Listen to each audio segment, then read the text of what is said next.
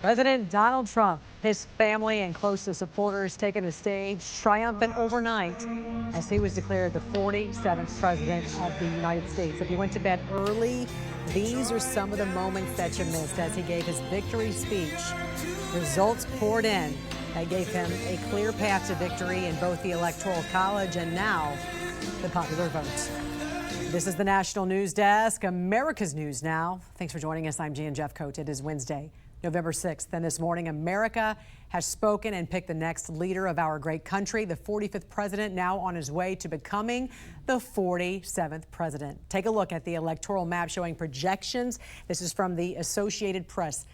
All the states you see in dark red right there, they have given to Trump. 277 electoral college votes so far. That, of course, could go up because you see the states there in the lighter colored, the pink color there. Those also could go toward Trump, of course, elevating that 277 number. President Trump and his family, again, took the stage at his campaign headquarters in West Palm Beach, Florida, after 2 a.m. Eastern. His first priority was to deliver a message of unity after an election season with a lot of division. We're going to help our country heal. We have a country that needs help, and it needs help very badly. We're going to fix our borders. We're going to fix everything about our country. And we made history for a reason tonight, and the reason is going to be just that. The acceptance speech overnight did mark the first time that Donald Trump introduced his running mate, Ohio Senator J.D. Vance, as the vice president-elect. After the greatest political comeback in American history, we're going to lead the greatest economic comeback in American history under Donald Trump's leadership. And now VP Kamala Harris facing some brutal backlash for not speaking and addressing the millions of Americans whose vote she asked for. Her supporters walked out of her watch party after being told she would not be making an appearance.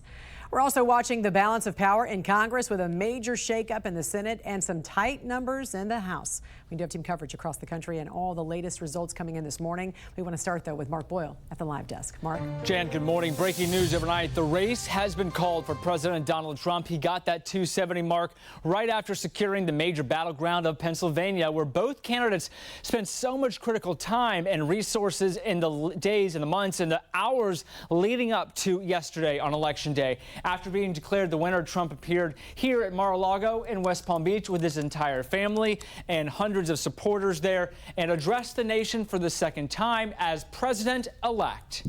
Many people have told me that God spared my life for a reason.